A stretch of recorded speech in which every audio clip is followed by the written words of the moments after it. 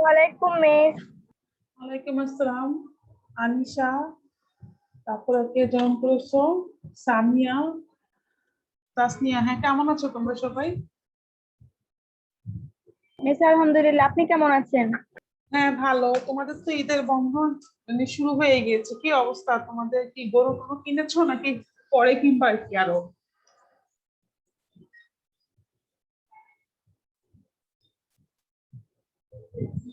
এবার তো আসলে করোনার কারণে অনেকে আসলে কোরবানিটা কিভাবে করবে এটাও একটা বিষয়। আমাদের এখন যে পরিস্থিতি, গরু কেনাটাও একটা রিস্কের ব্যাপার। তারপরেও আল্লাহ যাদেরকে সামর্থ্য দিয়েছে তারা যাতে সঠিকভাবে কোরবানিটা আদায় করতে পারে, আমরা সেই কামনাই করব। আচ্ছা, তো আমরা কিন্তু দেখি যে কে কে জয়েন করছে। একটু আমরা যেহেতু 10টা 11টা 2 বাজে, একটু দেখি তারপর আমরা শুরু করি। আচ্ছা, গত ক্লাসে আমরা ব্রাহ্ম মহাজন পর্যন্ত পড়েছিলাম। আমার যতটুকু মনে আছে যে আমরা হচ্ছে গ্রাম্য মহাজন পর্যন্ত পড়েছিলাম। তো তোমাদেরকে বলেছিলাম যে 10টা এমসিকিউ লেখার জন্য। আহ, এবং আমি বলেছিলাম যে আমি জানতে চাইবো তোমাদের কাছে যে কে কে লিখেছো বা কি অবস্থা। আচ্ছা, এখন হচ্ছে বলতো কে কে লিখেছো? 10টা এমসিকিউ লিখতে বলেছিলাম তোমাদের। আমাদের আসলে অধ্যয়নে যে চ্যাপ্টারটা এখন আমরা পড়ছি, অধ্যয়নের উৎস, সেখানে দেখবা কি আমরা বড় একটা ছক পড়ছি আসলে। সেই ছকের সেই বিষয়গুলা কিন্তু এখন আমরা পড়ছি। ছকটা কিন্তু আমাদের শেষ হয় নাই, পুরো চ্যাপ্টারটাই কিন্তু তোমার এই মানে ছকটাকে ঘিরে, ঠিক আছে? তো আমরা যে অধ্যয়নের উৎসকে মূলত 3 ভাগে ভাগ করেছি। সা- অভ্যন্তরীণ তহবিল এবং বহিঃস্থ তহবিল। এবং বহিঃস্থ তহবিলের ভিত্তিতে তোমার মেয়াদের ভিত্তিতে আমরা স্বল্প মেয়াদী, মধ্যমেয়াদী এবং দীর্ঘমেয়াদী।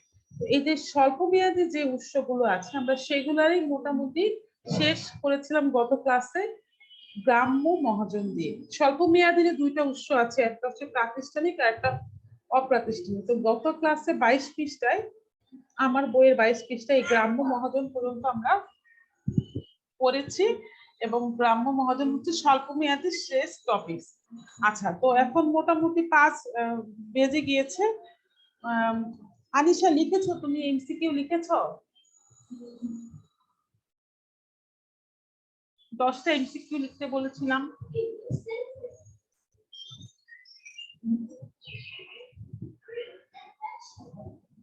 ঝুমু লিখেছো? সাইমা লিখেছো? তানিশা লিখেছো? কেউ কথা বলছে না, তার মানে কেউ লিখে নাই। ঠিক আছে, সপ্তাহে একটা ক্লাস হয়। স্কুলে থাকতে কত হোমওয়ার্ক করা লাগতো নিজেরাই তো জানো, তাই না? এখন তো হোমওয়ার্ক করাই লাগে না। তারপর যদি একটু খাতায় লেখা থাকে তাহলে হবে কি আমাদের মনে থাকবে, তা না হলে আমরা আহ, কিছুই হচ্ছে মনে রাখতে পারবো না। আর যেহেতু অনলাইন, এখন তো আর আমি তোমাদেরকে দাঁড়া করায় রাখবো বা রোল লিখবো, শাস্তি দেবো, এরকম তো কোনো সিস্টেম নেই, বুঝতেই পারছো। নিজের দায়িত্বে নিজেকেই করতে হবে। তো আমি বুঝতে পারছি তোমরা লিখো নাই, লিখলে এর মধ্যেই রেসপন্স করতাম।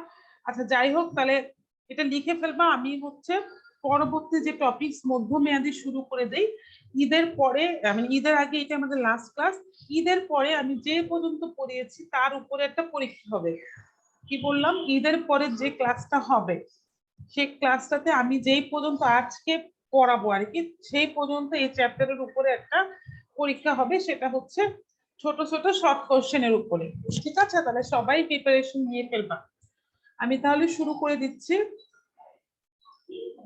আমাদের তোমরা 5 জনই আছো, অলরেডি 5 বেজে গিয়েছে, আমি শুরু করে দেই। দেখো, এই যে 22 পৃষ্ঠায় আমরা গ্রাম্য মহাজন পর্যন্ত পড়েছি। আজকে আমরা পড়বো হচ্ছে মধ্যমেয়াদী অধ্যয়ন। ঠিক আছে, মধ্যমেয়াদী। আমরা নাম শুনি বুঝতে পারছি যে এটার মেয়াদটা হচ্ছে দীর্ঘ আর স্বল্পের মাঝামাঝি একটা অবস্থান। কিন্তু মেয়াদের একটা নির্দিষ্ট সময়কাল আছে, মাঝামাঝি বললে তো হবে না। একটা নির্দিষ্ট সময় আছে, সেটা আমাদের জানতে হবে। এবং এমসিকিউতে এই সময়টা প্রচুর আসে। যেমন 1 থেকে 5 বছর মেয়াদের জন্য সংগ্রহীত তহবিল মধ্যমেয়াদী অধ্যয়ন হিসেবে পরিগণিত। আচ্ছা, পরিগণিত মানে হচ্ছে মানে পরিচিত, বুঝতে তো পারছো, বা গণনা করা হয় সেটা। তাহলে পরীক্ষায় যদি প্রশ্ন আসে মধ্যমেয়াদী অধ্যয়ন কাকে বলে, তাহলে কিন্তু আমরা এই লাইনটাই দিতে পারি 1 থেকে 5 বছর মেয়াদের জন্য যে তহবিলটা সংগ্রহ করা হয় তাকেই আমরা মধ্যমেয়াদী অর্থায়ন বলি। দেখো এই লাইনটা কি দিতে পারি, 1 থেকে 5 বছর, তার মানে কি এক এক একদিন থেকে শুরু করে 1 বছর পর্যন্ত হচ্ছে তোমার স্বল্প মেয়াদী, 1 থেকে 5 বছর পর্যন্ত হচ্ছে তোমার মধ্যমেয়াদী, আর 5 বছরের উপরে, 5 বছরের উপরে শুরু হচ্ছে দীর্ঘমেয়াদী। এখন সে দীর্ঘমেয়াদের মেয়াদ আসলে নির্দিষ্ট না, সেটা 10ও হতে পারে, 7ও হতে পারে, 12ও হতে পারে, 20ও হতে পারে। তো আমরা 3টা মেয়াদে জেনে রাখলাম, আমরা দীর্ঘমেয়াদীও করব। এই মেয়াদগুলো আমাদের এমসিকিউ তে অনেক আসে। তাহলে এখান থেকে কি প্রশ্ন আসতে পারে, প্রশ্ন আসতে পারে যে মধ্যমেয়াদী অর্থায়ন কাকে বলে, তখন আমরা বলবো 1 থেকে 5 বছর মেয়াদের জন্য সংগঠিত তহবিল মধ্যমেয়াদী অর্থায়ন হিসেবে পরিচিত, বা 1 থেকে 5 বছর মেয়াদী অর্থায়নকে মধ্যমেয়াদী অর্থায়ন বলে। আমরা আসলে অর্থায়নকে সময়ের ভিত্তিতে এখানে ভাগ করছি। এখন দেখো বলেছে একটি প্রতিষ্ঠান মধ্যমেয়াদী তহবিল ব্যবহার করে ব্যবসায় চলমান মূলধনের দীর্ঘমেয়াদী প্রয়োজন মেটায়। মানে লাইনটা একটু বুঝতে হবে, একটা প্রতিষ্ঠান কিভাবে মধ্যমেয়াদী তহবিলটা তোমার হচ্ছে ব্যবহার করে। দেখো বলে দিয়েছে যে একটা প্রতিষ্ঠান মধ্যমেয়াদী তহবিল ব্যবহার করে ব্যবসায় চলমান মূলধনের দীর্ঘমেয়াদী প্রয়োজন মেটায়। তার মানে হচ্ছে তুমি যে এই যে 1 থেকে 5 বছর সময়ের জন্য যে অর্থায়নটা করছো সেটা আসলে তোমার প্রতিষ্ঠানের দীর্ঘমেয়াদী প্রয়োজন মেটাবার জন্যই তুমি করছো, ঠিক আছে। দীর্ঘমেয়াদী এই মধ্যমেয়াদী অর্থায়নগুলি আস্তে আস্তে জমে জমে বা জমতে জমতে তোমার দীর্ঘমেয়াদী প্রয়োজনগুলো মিটায়। তো দেখো বলেছে যে এই তহবিলের খরচ বা সুদের হার স্বল্প মেয়াদী তহবিলের খরচ হতে বেশি এবং দীর্ঘমেয়াদী তহবিলের খরচ হতে কম। তাহলে এটা কিন্তু আমরা একটা কমন সেন্সের বিষয়, যেহেতু মধ্যমেয়াদী, স্বল্প মেয়াদের থেকে এর খরচ কি হবে, বেশি হবে, এবং দীর্ঘমেয়াদের থেকে কম হবে। আচ্ছা, খরচের বিষয়টা আসলে একটা জিনিস আমাদেরকে একটু বুঝতে হবে, খরচ বলতে আমরা কি বুঝি এটা আমাদেরকে আগে বুঝতে হবে। দেখো তুমি যখন একটা ব্যবসা প্রতিষ্ঠানের মালিক, ঠিক আছে, তখন তোমাকে বিভিন্ন তহবিল থেকে উৎস সংগ্রহ করতে হয়। তুমি যখন একটা ব্যবসা তহবিলের মালিক, তখন তোমাকে বিভিন্ন উৎস থেকে অর্থটা সংগ্রহ করতে হচ্ছে। তো তুমি চাইলে সেটা স্বল্প মেয়াদি থেকে করতে পারো, তুমি চাইলে সেটা মধ্যমেয়াদী থেকে করতে পারো, আবার তুমি চাইলে সেটা দীর্ঘমেয়াদী থেকেও করতে পারো। কিন্তু প্রতিটা মেয়াদেই তোমার খরচের তারতম্য আছে। এখন তুমি বলতে পারো মিস খরচ কিরকম, তোমাকে কেউ ফ্রিতে অর্থ দিয়ে দিবে না, তোমাকে কেউ 1 বছরের জন্য ফ্রিতে টাকা দিবে না, তোমাকে কারো কাছ থেকে অর্থ বা টাকা আনতে হলে তার বিপরীতে তোমাকে তাকে সুদ দিতে হবে। তাহলে একটা প্রতিষ্ঠানের প্রেক্ষাপটে সুদ হচ্ছে তার জন্য খরচ। তাহলে কি বললাম, একটা প্রতিষ্ঠানের প্রেক্ষাপটে সুদ হচ্ছে তার জন্য খরচ। একটা প্রতিষ্ঠান যদি স্বল্প মেয়াদে কারো কাছ থেকে অর্থ নিয়ে আসে তাহলে তার খরচ কম হয়, কার থেকে অবশ্যই মধ্যমেয়াদী কম হয়, কিন্তু দীর্ঘমেয়াদীতে তহবিল নিয়ে আসলে দীর্ঘমেয়াদের খরচটা অবশ্যই তোমার কি হবে, বেশি হবে। তোমার যত বেশি তোমার মেয়াদ তোমার হচ্ছে বাড়বে, তত তোমার হচ্ছে যে খরচটা কি হতে থাকবে, বাড়তে থাকবে, তার মানে তত তোমার সুদের পরিমাণটা বাড়বে। এজন্যই এই লাইনটা বলেছে। দেখো এই তহবিলের খরচ বা সুদের হার স্বল্প মেয়াদী তহবিল হতে বেশি, স্বল্প মেয়াদের থেকে তো বেশি হবে, যেহেতু স্বল্প মেয়াদের থেকে তোমার সময়কালটা বেশি, সময়কাল বেশি বলে অবশ্যই স্বল্প মেয়াদের থেকে খরচ বেশি হবে। আবার দীর্ঘমেয়াদের থেকে কি কম, দীর্ঘমেয়াদের থেকে সময়কাল কম, এই জন্য খরচটা কম হয়। তো দেখো এটা কিন্তু একটা বৈশিষ্ট্য, এই বৈশিষ্ট্যটা আমরা যদি না জানি বা ভুলে যাই তাহলে কিন্তু আমরা সৃজনশীল প্রশ্ন ধরতে পারবো না, ঠিক আছে। এখানে কিন্তু তোমার দুইটা বিষয় খুবই গুরুত্বপূর্ণ, একটা হচ্ছে মেয়াদ, ঠিক আছে, দুইটা বিষয় খুবই ইম্পর্টেন্ট। একটা হচ্ছে তোমার মেয়াদ 1 থেকে 5 বছর, আরেকটা যেটা দাগানো যে তহবিলের খরচটা।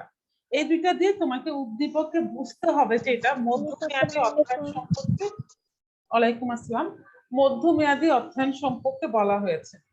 তাহলে আমাদের এই উপরের প্যারাটুকু শেষ। আমি আরেকটা বার শুধুমাত্র মূল কথাটা বলবো। প্রথম কথা হচ্ছে মধ্যমেয়াদী অর্থায়ন কি বা কাকে বলে। উত্তর হচ্ছে 1 থেকে 5 বছর মেয়াদে যে অর্থায়নটা করা হয় বা যে অর্থায়নটা সংগ্রহ করা হয় তাকে মধ্যমেয়াদী অর্থায়ন বলে। এই হলো একটা মূল বিষয়। 2 নাম্বার বিষয় হচ্ছে মধ্যমেয়াদী অর্থায়নের খরচ। খরচ বলতে এখানে আমরা বুঝাচ্ছি সুদের হারটাকে। ঠিক আছে, সুদের হার কেন খরচ সেটাও কিন্তু আমি বলে দিয়েছি। তো সুদের হারটা মধ্যমেয়াদী অর্থায়নের স্বল্প মেয়াদের থেকে বেশি হয় এবং দীর্ঘমেয়াদের থেকে কম হয়। ঠিক আছে, তাহলে এই হলো আমাদের এই মধ্যমেয়াদী অর্থায়নের মূল বৈশিষ্ট্য বা মূল কথাগুলো, যেটা দিয়ে উদ্দীপকে আসলে আমরা পরে বুঝতে পারবো যে এটা মধ্যমেয়াদী অর্থায়ন সম্পর্কে বলা হয়েছে। আচ্ছা, তাহলে আমরা দেখো তো মধ্যমেয়াদী অর্থায়ন বুঝতে কারো অসুবিধা আছে কিনা। আমি যে মূল 2টা বিষয় বললাম এখানে কারো কোনো অসুবিধা আছে কিনা? হ্যাঁ বলো। অসুবিধা নাই। অসুবিধা নাই, আচ্ছা ভেরি গুড। যেহেতু অসুবিধা নাই তাহলে আমরা পরের ইয়েতে যাচ্ছি। দেখো কত সোজা না। তোমরা এখন বাসায় একটা খাতা নিবা, খাতা নিয়ে আমি যে 2টা জিনিস বললাম এই দুটাই তো তোমাদের 2টা এমসিকিউ হয়ে যায়, তাই না? মানে জ্ঞানের উত্তর হয়ে যায়। এটা একটা জ্ঞানমূলক 1 নাম্বার ধরো, আর এটা একটা 2 নাম্বার। তাহলে এই 2টা যদি তুমি লিখে পড়ো, তোমার কি কোনো গাইডের প্রয়োজন আছে? কিচ্ছুর প্রয়োজন আছে? কিচ্ছুর প্রয়োজন নাই, এবং তোমার খুব দ্রুতই পড়াটা হয়ে যাচ্ছে। ঠিক আছে, এখন দেখো আমরা কি পড়ছি।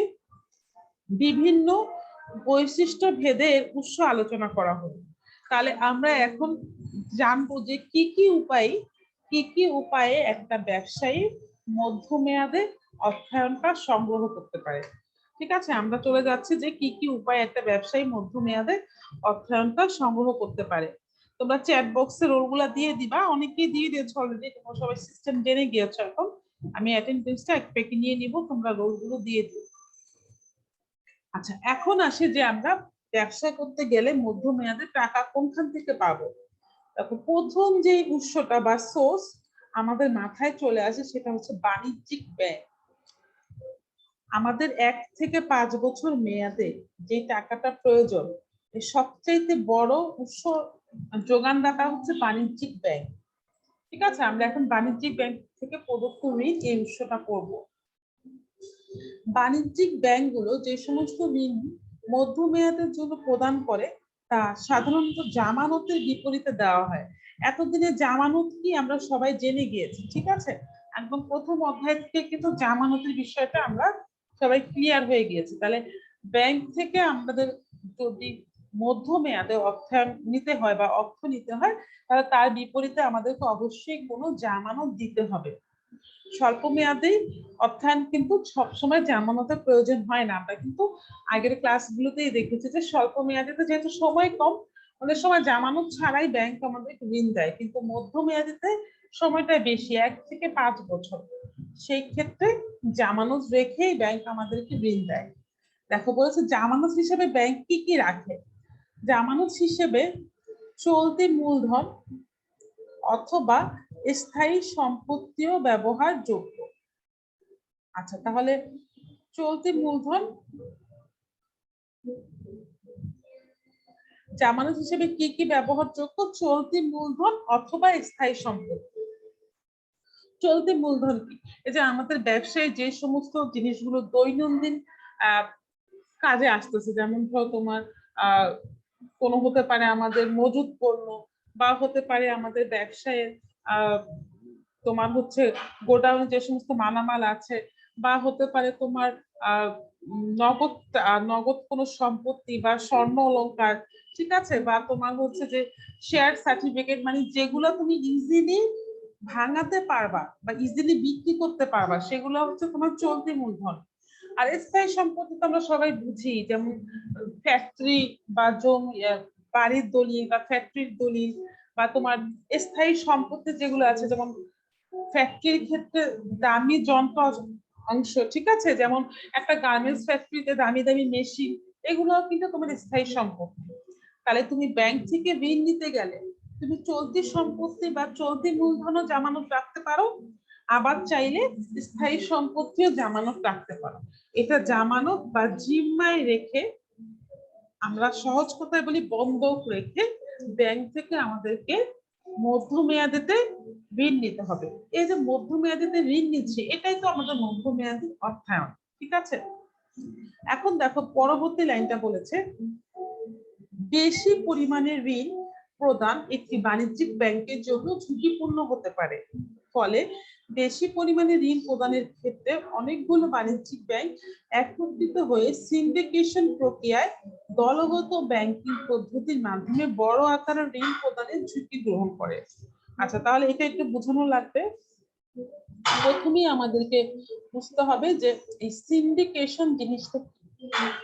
আচ্ছা, সিন্ডিকেশন আমরা প্রায় শুনি যে সিন্ডিকেট করেছে, সিন্ডিকেট করে পেঁয়াজের দাম বাড়িয়ে দিয়েছে, সিন্ডিকেট করে তেলের দাম বাড়িয়ে দিয়েছে, সিন্ডিকেট করে চালের দাম বাড়িয়ে দিয়েছে। সিন্ডিকেশন জিনিসটা কি? সিন্ডিকেশন হচ্ছে, যদি একদম সহজভাবে বোঝাতে চাই, এটা হচ্ছে একটা গ্রুপ করা। ধরো তোমাদের ক্লাসে তোমরা 40 জন স্টুডেন্ট আছো, এর মধ্যে তোমরা 35 জন মিলে ঠিক করলা যে তোমরা হচ্ছে যে একটা পিকনিকে যাবা। এই যে তোমরা 40 জনের মধ্যে 35 জনই ঠিক করলা যে তোমরা পিকনিকে যাবা, এখন বাকি 5 জন কিন্তু একটা কোণঠাসা অবস্থায় পড়ে গেল। মানে যখন কতগুলো লোক একত্রিত হয়ে কোনো সিদ্ধান্ত নেয়, সেটাকে আমরা বলি সিন্ডিকেশন। তো সিন্ডিকেশনটা তোমার পজিটিভ অর্থে হতে পারে, নেগেটিভ অর্থে আমরা ব্যবহার করতে পারি। যেমন আমি তোমাদের যে উদাহরণগুলো দিয়েছি, যে পেঁয়াজের দাম বাড়িয়ে দেওয়া, তেলের দাম বাড়িয়ে দেওয়া, এগুলো হচ্ছে নেগেটিভ সিন্ডিকেশন। মানে কোনো অসৎ ব্যবসায়ীরা এই মানুষের ক্রাইসিস মোমেন্টে সিন্ডিকেট করে তেল পেঁয়াজ এগুলোর দাম বাড়িয়ে দেয়। মানে সবাই মিলে হচ্ছে কি করে, সবাই মিলে ওরা সিদ্ধান্ত নেয় কি যে আমরা পেঁয়াজের দাম 50 টাকা থেকে 100 টাকা করে ফেলবো। যেহেতু কোরবানি আসতেছে, প্রত্যেকেই মাংস বা গোস্ত খাবে, এখন পেঁয়াজের প্রয়োজন হবে, আমরা পেঁয়াজের দাম বাড়িয়ে দিব, আমরা তেলের দাম বাড়িয়ে দিব। এই যে কতগুলো ব্যবসায়ী মিলে একটা জিনিসের দাম বাড়িয়ে দিচ্ছে, এটা সিন্ডিকেশন। এটা হচ্ছে একটা নেগেটিভ সিন্ডিকেশন। আবার সিন্ডিকেশন তোমার পজিটিভলিও হতে পারে। তাহলে এই ক্ষেত্রে হচ্ছে পজিটিভলি ইউজ হবে আমাদের বইতে যেটা বুঝিয়েছে। ধরো আমি এসিআই কোম্পানির মালিক, ঠিক আছে, আমার 100 কোটি টাকার ঋণের দরকার।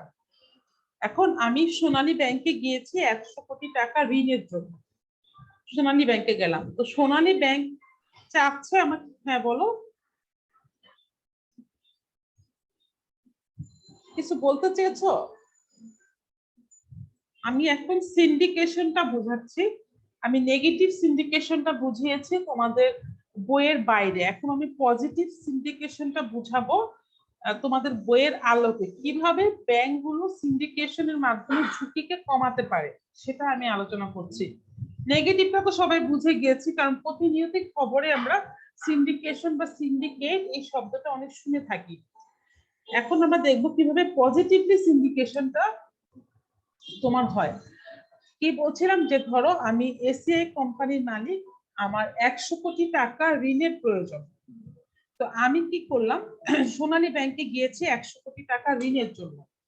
সোনালী ব্যাংক চিন্তা করলো যে এত বড় একটা অ্যামাউন্ট, 100 কোটি টাকা, এটা যদি আমি একা ঋণ দিই, কোনো কারণে যদি এসিআই কোম্পানি আমাকে এই 100 কোটি টাকা ফেরত দিতে না পারে, তাহলে আমাকে একটা বড় অঙ্কের ঝুঁকি মোকাবেলা করতে হবে।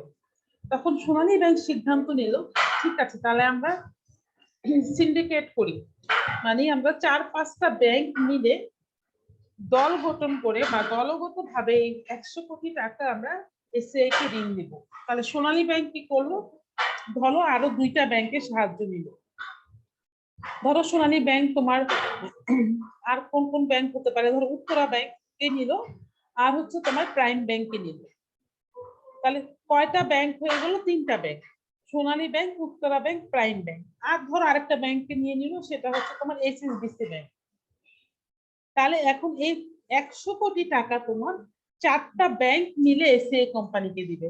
সোনালী ব্যাংক দিবে 25 কোটি, উত্তরা ব্যাংক দিবে 25 কোটি, প্রাইম ব্যাংক দিবে 25 কোটি, এসএসবিসি দিবে 25 কোটি।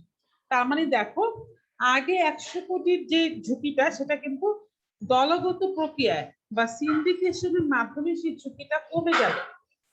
এরকম বড় অঙ্কের ঋণ বা বেশি পরিমাণে ঋণ যখন কোনো ব্যাংকের কাছে মনে হয় যে যেটা আমাদের জন্য অনেক ঝুঁকি হয়ে যাচ্ছে, সেই বেশি পরিমাণে ঋণ প্রদানের ক্ষেত্রে অনেকগুলো বাণিজ্যিক ব্যাংক একত্রিত হয়ে এই সিন্ডিকেশন প্রক্রিয়ায় দলগত ব্যাংকিং পদ্ধতির মাধ্যমে বড় আকারের ঋণ প্রদানের ঝুঁকি গ্রহণ করে। আশা করি উদাহরণটা বুঝতে পেরেছো, এই জন্য এইটা বোঝানোর জন্য এত কিছু বললাম। তাহলে সিন্ডিকেশন হচ্ছে একটা দলগত প্রক্রিয়া যার মাধ্যমে ঝুঁকিটাকে হ্রাস করা যায়, মানে ঝুঁকিটাকে কমানো যায়। ঠিক আছে, তাহলে বাণিজ্যিক ব্যাংক প্রদত্ত ঋণ একটা অবশ্যই মধ্যমেয়াদী অর্থায়নের অত্যন্ত গুরুত্বপূর্ণ উৎস। সেটা বাণিজ্যিক ব্যাংক অবশ্যই জামানতের বিপরীতে আমাদেরকে ঋণ দিবে। আর ঋণের পরিমাণ যদি খুব বেশি বড় হয় সেই ক্ষেত্রে 4-5টা ব্যাংক বা প্রয়োজন অনুসারে আরো বেশি ব্যাংকও হতে পারে। 4-5টা আমি বলেছি বলে যে 4-5টা হবে সেরকম না, কম বেশি হতে পারে। ব্যাংক মিলে সিন্ডিকেশনের মাধ্যমে লোনটা দেয় বা ঋণটা দেয়, তাহলে ঝুঁকিটা কি হয়, কমে যায়, ঝুঁকিটা ভাগ হয়ে যায়। আচ্ছা, এখন দেখো পরের লাইন, বাণিজ্যিক ব্যাংক ঋণ প্রদানের পূর্বে বাংলাদেশ ব্যাংক দ্বারা নির্ধারিত সুদের হার ও ঋণের চাহিদা বিচার বিশ্লেষণ করে নির্দিষ্ট হারে সুদ ধার্য করে। এই জিনিসটাও আমাদের বুঝতে হবে।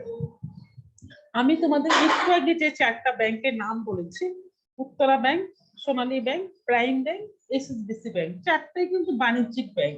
ঠিক আছে, এদের মূল বাণিজ্যিক ব্যাংক কি, যাদের মূল উদ্দেশ্য হচ্ছে মুনাফা অর্জন, তাদেরকে আমরা বাণিজ্যিক ব্যাংক বলি।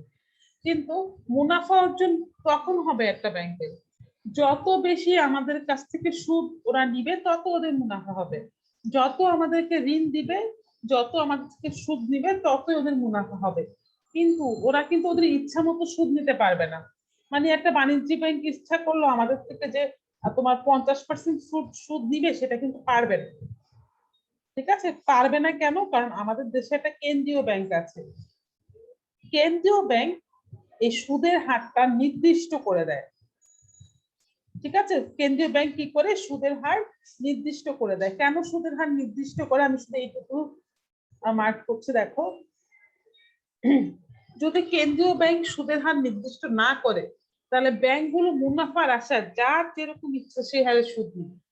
যেমন সোনালী ব্যাংক নিলে 50%, কেউ নিবে 60%, কেউ নিবে 10%। এটা যাতে না করতে পারে, এই কারণে আমাদের দেশে কেন্দ্রীয় ব্যাংক আছে। সেই কেন্দ্রীয় ব্যাংক সুদের হারটা নির্দিষ্ট করে দেয়। ধরো বলে দেয় যে আপনাদেরকে এই 12 থেকে 20%-এর মধ্যে আপনাদেরকে সুদ দিতে হবে। আমি জাস্ট এক্সাম্পলের জন্য বলছি। এই যে একটা হার নির্ধারণ করে দিল, এর মধ্যেই তোমাকে ওঠানামা করাতে হবে। এখন তুমি বাণিজ্যিক ব্যাংক হলে হয় তুমি 15% রাখবা, না হলে 12%, হলে 20%, কিন্তু তুমি এর বাইরে যেতে পারবা না। যেটা তোমাকে কেন্দ্রীয় ব্যাংক নির্ধারণ করে দিয়েছে তার বাইরে তুমি যেতে পারবা না। ঠিক আছে, তাহলে বাণিজ্যিক ব্যাংক ঋণ প্রদানের পূর্বে, দেখো লাস্ট লাইনটা, বাণিজ্যিক ব্যাংক ঋণ প্রদানের পূর্বে বাংলাদেশ ব্যাংক দ্বারা নির্ধারিত সুদের হার ও ঋণের চাহিদা বিচার বিশ্লেষণ করে নির্দিষ্ট হারে সুদ ধার্য করে। তার মানে কেন্দ্রীয় ব্যাংক এরকম একটা তোমার ঋণের একটা সুদের একটা লিমিটেশন দিয়ে দেয় যে আপনাকে 12 থেকে 20%-এর মধ্যে সুদ ধরতে হবে। তখন বাণিজ্যিক ব্যাংকগুলা যার যার ঋণের চাহিদা বা সামর্থ্য অনুযায়ী এই ঋণের হারটা নির্ধারণ করে, কিন্তু তারা নিজের ইচ্ছা মতো করতে পারবে না। মানে 20%-এর উপরেও যেতে পারবে না, বা 12%-এর নিচেও নামতে পারবে না। এই হলো বাণিজ্যিক ব্যাংকের প্রদত্ত ঋণের মোটামুটি বলা যায় ডিটেলস। এখন দেখো তো তোমাদের কারো এই পয়েন্টটা বুঝতে অসুবিধা আছে কিনা।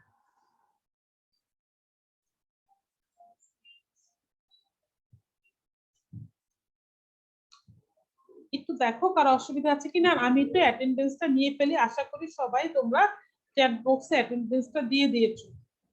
একটু আগে অ্যাটেন্ডেন্স আরো বেশি ছিল, এখন দেখি আরো কমে গেল। একটু আগে তো 7 জন ছিল।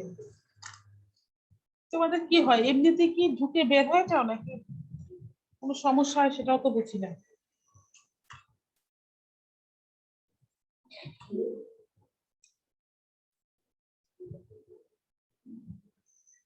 আচ্ছা, রোল 2, রোল 26, তারপর হচ্ছে রোল 28, রোল 35, রোল 23, রোল 4। আচ্ছা, এই কজন আমি পেলাম তোমার হচ্ছে চ্যাট বক্সে রোল, কিন্তু তোমার হচ্ছে যে এখানে এখন এখন যারা পার্টিসিপেশন আছে তার মধ্যে কিন্তু সবাই নাই। আচ্ছা, আমি আর একটু দেখি যে কি অবস্থা। আচ্ছা, কেউ যদি কিছু বলছো না, আশা করি যে এই টপিক্সে সমস্যা নাই, আর সমস্যা থাকলে বলতে পারো, এটা অনেক সোজা আছে। তারপর আমি প্রতিটা বিষয় তোমাদেরকে ক্লিয়ার করার চেষ্টা করি যাতে তোমরা প্রতিটা লাইনের মিনিং বুঝতে পারো, ঠিক আছে? কারণ মিনিং না বুঝে মুখস্থ করার মধ্যে কোনো বাহাবা নাই, সেই জিনিস আমরা ভুলে যাই। কিন্তু আমরা যদি মিনিং বুঝে পড়ি তাহলে সেই জিনিস আমাদের সারা জীবনেই মনে থাকবে।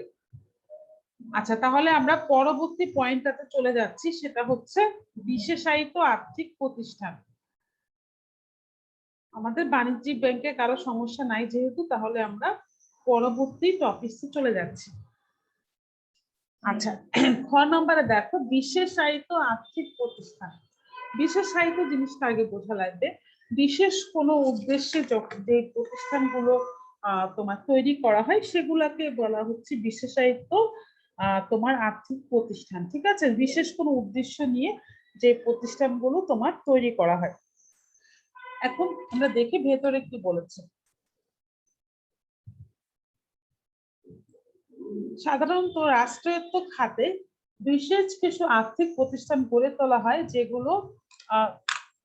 যেগুলো বিশেষ বিশেষ খাতে উন্নয়নের স্বার্থে নিয়োজিত, ঠিক আছে? তাহলে দেখো, বিশেষ বিশেষ খাতে উন্নয়নের স্বার্থে নিয়োজিত এসব প্রতিষ্ঠান সংশ্লিষ্ট খাতের কারবারি প্রতিষ্ঠানে অপেক্ষাকৃত সুবিধাজনক শর্তে মেয়াদি ঋণ দিয়ে থাকে। উদাহরণস্বরূপ শিল্প ব্যাংক, কৃষি ব্যাংক, বাংলাদেশ ক্ষুদ্র কুটির শিল্প ব্যাংক ইত্যাদি উল্লেখযোগ্য। নাম শুনে বুঝতে পারছো আমাদের দেশের সরকার কোন কোন খাতকে উন্নত করার লক্ষ্যে একটা আলাদা তোমার ব্যাংক গঠন করেছে। সেই ব্যাংকগুলাকে আমরা বলবো বিশেষায়িত আর্থিক প্রতিষ্ঠান। তো সেই ব্যাংকগুলা কেন গঠন করা হয়েছে?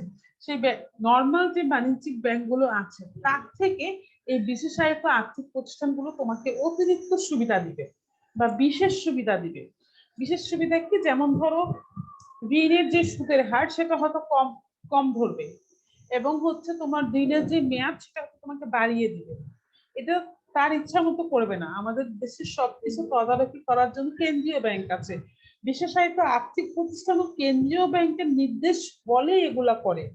কিন্তু এই বিশেষায়িত প্রতিষ্ঠানগুলো বাংলাদেশ সরকার প্রতিষ্ঠা করেছে আমাদের বিশেষ বিশেষ ক্ষেত্রকে উন্নত করার জন্য। যেমন ধরো শিল্প ব্যাংক, কৃষি ব্যাংক, নাম শুনেই বুঝতে পারছো কৃষি ক্ষেত্রে উন্নতির জন্য, শিল্প ক্ষেত্রে উন্নতির জন্য, যে বাংলাদেশ ক্ষুদ্র কুটির শিল্প।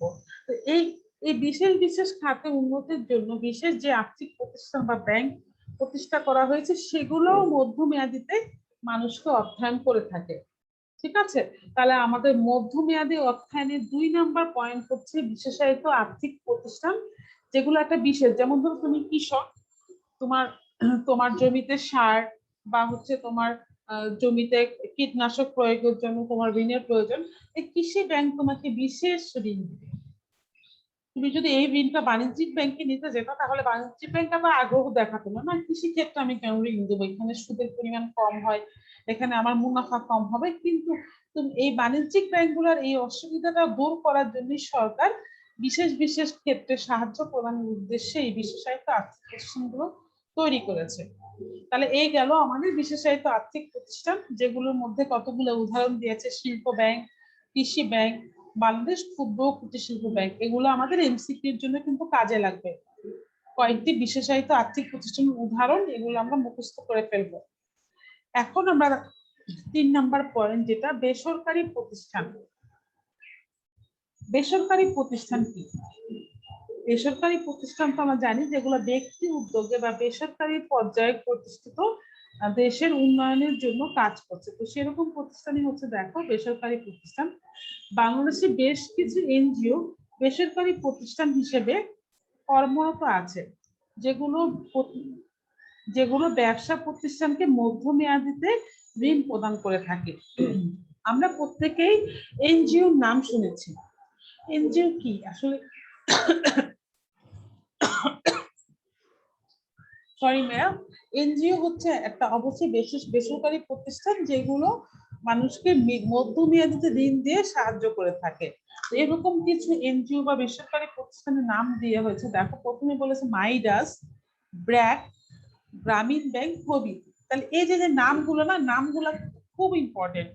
কেন ইম্পর্টেন্ট? এমসিকিউর জন্য বলবে যে নিচের কোনটি এনজিও, তখন হয়তো তোমার অপশন থাকবে মাইডাস, সোনালী ব্যাংক, রূপালী ব্যাংক, অগ্রণী ব্যাংক। তাহলে তোমাকে কোথায় গোল্লা ভরাট করতে হবে? মাইডাস।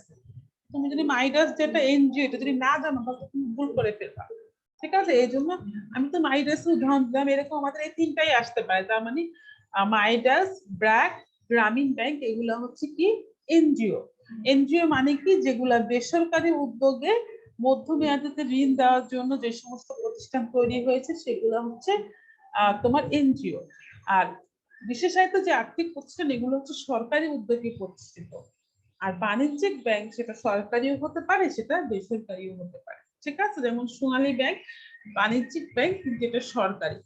অপরদিকে এই যে এসএসবিসি ব্যাংক বা স্ট্যান্ডার্ড চার্টার্ড ব্যাংক বা তোমার আইএফআইসি ব্যাংক এগুলো হচ্ছে বেসরকারি। এরকম অনেক ব্যাংক আছে, আমি জাস্ট কয়েকটা উদাহরণ বললাম আর কি। আচ্ছা, পরের পেজে যাচ্ছি। 23 নাম্বার পৃষ্ঠায় এনজিও হিসাবে আইনগত সত্তা লাভ করে এখানে ব্যবসা করছে, মানে কোনগুলো? মাইডাস, ব্র্যাক ব্যাংক, আর হচ্ছে তোমার আরেকটা জন্য কি করলাম, মাইডাস, ব্র্যাক, আর একটা হচ্ছে তোমার দেখা আগের পৃষ্ঠায় গ্রামীণ। ঠিক আছে, তাহলে মাইডাস, ব্র্যাক আর গ্রামীণ এগুলো হচ্ছে তোমার এনজিও হিসেবে কাজ করছে। এখন দেখো কে আবার এতক্ষণ পরে জয়েন করলো। 33 মিনিট চলে গিয়েছে। ঠিক আছে, আর আমাদের খুবই কম সময় আছে। তো দেখো বলেছে যে বিভিন্ন প্রকার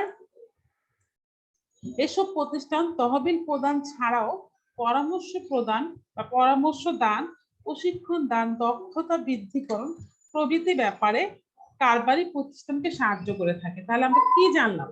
যে এনজিও গুলো যে শুধু আমাদেরকে তহবিল দেয়, তহবিল মানে হচ্ছে অর্থ, অর্থ দেয় তাই না, অর্থ ছাড়াও আমাদের পরামর্শ দেয়। কি ব্যাপারে পরামর্শ? ব্যবসায়িক পরামর্শ। অনেক সময় প্রশিক্ষণ দেয়। কিরকম? যেমন ধরো তুমি হাতের কাজ করতে চাচ্ছ, বা আমি হাতের কাজ করতে চাচ্ছি, আমার আগ্রহ আছে, কিন্তু আগ্রহ থাকলে কি আমরা পারবো? আমাদের তো কাজটা জানা লাগবে। তাহলে কি করলো? আমাদেরকে হস্তশিল্পের প্রশিক্ষণ দিল। তাহলে মাইডাসের উদ্যোগে ধরো আমাদেরকে হস্তশিল্পের প্রশিক্ষণ দিল, বা কম্পিউটার প্রশিক্ষণ দিল, বা তোমার মৎস্য চাষের প্রশিক্ষণ দিল, বা তোমার খামার করার প্রশিক্ষণ দিল। তাহলে এই সমস্ত এনজিও গুলো শুধু যে আমাদের অর্থ দেয় সেটা না, বা তহবিল দেয় সেটা না, সেটা ছাড়াও আমাদেরকে এই প্রশিক্ষণ দেয়, পরামর্শ দেয় এবং দক্ষতা বৃদ্ধি। দক্ষতা কিভাবে মানুষের বৃদ্ধি হয়? যেমন ধরো তুমি হচ্ছে খুব সুন্দর আর্ট আর্ট করতে পারো, বা তুমি ছোটবেলা থেকে দেখে দেখে খুব সুন্দর আর্ট করতে পারো, যা দেখ তাই আঁকতে পারো। এটা কিন্তু তোমার কি স্কিল, দক্ষতা। তোমার এই দক্ষতাটাকে আমরা কিভাবে বাড়াতে পারি? এখন তোমাকে যদি আমরা একটা ভালো আর্টের একাডেমিতে বা আর্ট স্কুলে ভর্তি করি, তাহলে কিন্তু তোমার এই দক্ষতাটা আরো বেড়ে যাবে। মানে তুমি তো আগের থেকেই ভালো আঁকতা, প্রশিক্ষণের কারণে তোমার দক্ষতা কি হবে? বেড়ে যাবে। ঠিক সেরকম যে এই ধরনের এনজিও গুলো মানুষের দক্ষতা বৃদ্ধির জন্য বিভিন্ন প্রশিক্ষণ বা পরামর্শ দিয়ে থাকে। তাহলে আমরা তিনটা প্রতিষ্ঠান দেখলাম যারা মধ্যমেয়াদীতে তোমার হচ্ছে অর্থায়ন করে। প্রথম দেখেছি যে বাণিজ্যিক ব্যাংক, তারপরে দেখেছি বিশেষায়িত আর্থিক প্রতিষ্ঠান, তারপরে দেখলাম বেসরকারি প্রতিষ্ঠান বা এনজিও। এখন আমরা 4 নম্বর যেটা দেখবো সেটা হচ্ছে মূলধনী বাজারের প্রতিষ্ঠান। প্রথমে তোমাদের প্রশ্ন আসবে, মিস মূলধনী বাজার, ঠিক আছে, এই প্রশ্নটাই সবার মাথায় প্রথম আসবে। আচ্ছা, আমি বলে দিচ্ছি যে মূলধনী বাজার বলতে আসলে এখানে বোঝাচ্ছে তোমার ক্যাপিটাল মার্কেট। ইংরেজি শব্দ হচ্ছে ক্যাপিটাল মার্কেট। তো ক্যাপিটাল বলতে বোঝাচ্ছে যে আমরা যেখান থেকে মূলধনটা সংগ্রহ করি। আমরা আসলে মূলধন ব্যবসার জন্য যে আমাদের মূলধনটা প্রয়োজন সেটা কোনখান থেকে সংগ্রহ করি? হয় কোনো ব্যাংক থেকে, না হলে কোনো বীমা প্রতিষ্ঠান থেকে। এই সমস্ত জায়গা থেকে হচ্ছে আমরা অর্থটা সংগ্রহ করি। তো মূলধনী বাজারের প্রতিষ্ঠান বলতে এই সকল প্রতিষ্ঠানকে একসাথে বোঝানো হয়েছে। যেমন আমরা কিন্তু ব্যাংক করে ফেলেছি, এটা না, এই পয়েন্টটা আলাদা করে না জেনেও চলবে, তাও দিয়েছে জাস্ট তো জানার জন্য। কারণ আমরা কিন্তু একটু আগে ব্যাংক করে ফেলেছি, বাণিজ্যিক ব্যাংকও করেছি, আবার তোমার বেসরকারি ব্যাংকও করেছি। দেখো বলেছে বিভিন্ন প্রকার মূলধনী প্রতিষ্ঠান, যেমন বীমা প্রতিষ্ঠান, বিনিয়োগ ব্যাংক, অর্থ মধ্যস্থতাকারী প্রতিষ্ঠান বা অবলেখক ও মধ্যমেয়াদী ঋণ প্রদান করে থাকে। এখানে একটা তোমরা জিনিস জানতে চাইবা, সেটা হচ্ছে অবলেখক। আমি প্রতিটা জিনিসই বলে দিব। আমরা ইন্স্যুরেন্স কোম্পানিগুলোর নাম শুনি না, যেমন ধরো আলিকো বা জীবন বীমা কর্পোরেশন। ইন্স্যুরেন্স বা বীমা, তোমাদের পরিবারের সদস্য কারো না কারো হয়তো বীমা আছে, বা তোমাদের পরিবারের সদস্য কারো না থাকলেও হয়তো চাচা, মামা বা খালু বা ফ্যামিলির মধ্যে কারো না কারোই আলোচনা করে দেখবা। কোনো তো এখনো ছোট, কিন্তু এখন যেহেতু কমার্স পড়ছো এখন এগুলা বুঝবা, কেউ ইন্স্যুরেন্স করে বা বীমা করে। এই ইন্স্যুরেন্স প্রতিষ্ঠান বা এই বীমা প্রতিষ্ঠানগুলো কিন্তু আমাদেরকে ঋণ দেয়, ঠিক আছে? ব্যাংক যেরকম আমাদেরকে ঋণ দেয়, এরকম এই ইন্স্যুরেন্স প্রতিষ্ঠানগুলো বা বীমা কোম্পানিগুলো আমাদেরকে ঋণ দেয়। বিনিয়োগ ব্যাংক, বিনিয়োগ ব্যাংকের ইংরেজি শব্দ হচ্ছে ইনভেস্টমেন্ট ব্যাংক। ইনভেস্টমেন্ট ব্যাংকও কিন্তু মানুষকে মধ্যমেয়াদে ঋণ দেয়। এটা যদি বলেছি একটু আগে আমরা ব্যাংক পড়ে এসেছি, তাহলে যে পড়েছি আবার দিয়েছে আবার পড়বো, তো বাংলাদেশে একটাই বিনিয়োগ ব্যাংক আছে, ICB. ICB, investment corporation of Bangladesh. এই এই বাংলাদেশে কি বললাম, বাংলাদেশে একটাই বিনিয়োগ ব্যাংক আছে। আমি একটু লিখে দেই একটু ইয়ে করে, যদিও তোমাদের এটা পরীক্ষা আসে না, তারপরও জানার তো আসলে কোনো, জানলে তো আর কোনো কিছু খারাপ না। I C